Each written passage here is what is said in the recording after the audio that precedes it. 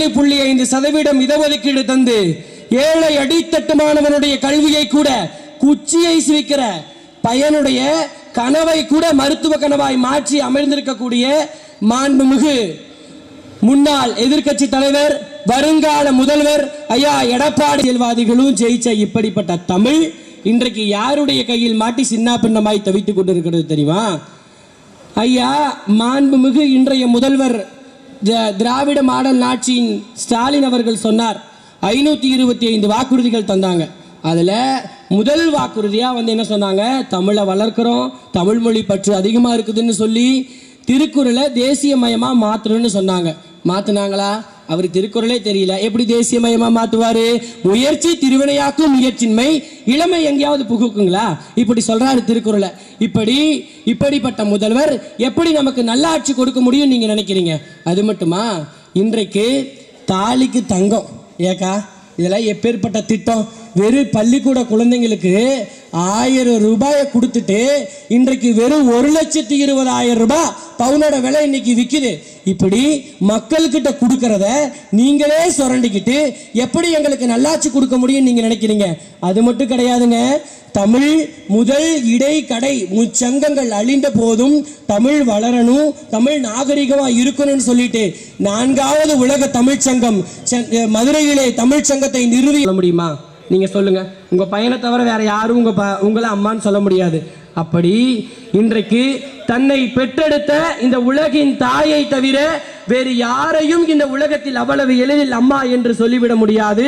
தமிழ் குடும்பத்தில் பிறந்த நாம், தமிழ் நாகரிகத்தில் பிறந்த நாம், என்னவோ தெரியவில்லை, அந்த வார்த்தைக்கு வார்த்தை புரட்சி தலைவி அம்மா அம்மா அம்மா என்று அழைக்கிறோமே, அப்படி அம்மா என்ன செய்தார் என்று கேட்கிறார்கள். இந்த திராவிட மாடல் ஆட்சியிலே என்னை இப்படி சொல்றாங்க. என்ன சொல்றாங்கன்னா, இப்பொழுதெல்லாம் கனிமொழி அக்கா ஒரு இடத்துல சொல்றாங்க, போராடி போராடி எப்படியாவது மதுக்கடையை ஒழிக்கணும். நாங்கள் சொன்னோம்ல, எடப்பாடியார் அப்போ முதல்வராக இருக்கிறாருக்கா.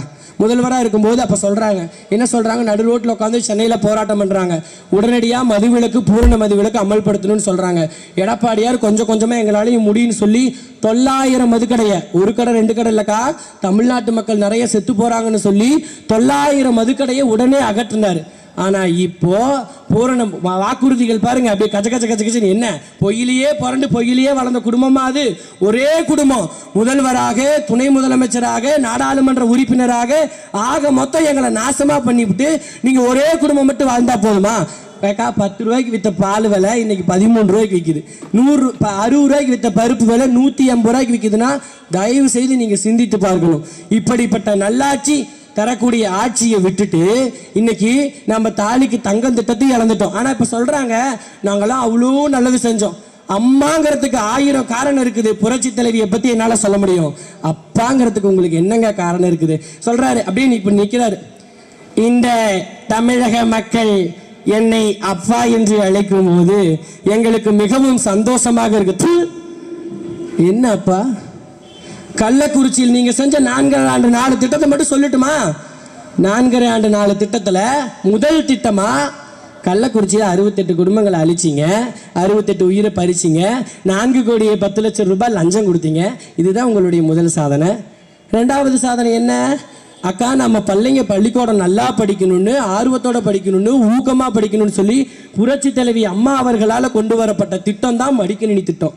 இந்த கையில் மடிக்கணினி நம்ம கொடுத்தோம். அந்த குழந்தைங்க நல்லா படிச்சு வரணும், நல்ல தலைவர்களாக வளரணும்னு சொல்லி கொடுத்தோம்.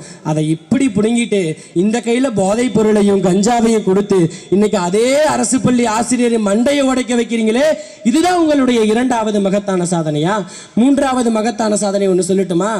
இன்னைக்கு கனிமொழி அக்கா தான் சொன்னாங்க. என்ன சொன்னாங்கன்னா, இன்றைக்கு தமிழ்நாட்டில் இளம் விதவைகள் ரொம்ப அதிகமாயிட்டாங்க அப்படின்னு சொன்னாங்க. இதுக்கு காரணம் யாரு?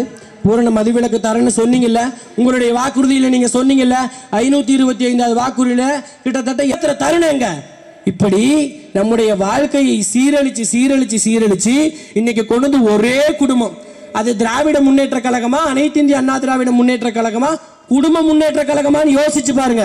ஒரே குடும்பம், அப்பே பையன் மக எல்லாருமே நீங்களாவே இருந்தா நாங்களாம் எங்க போறது?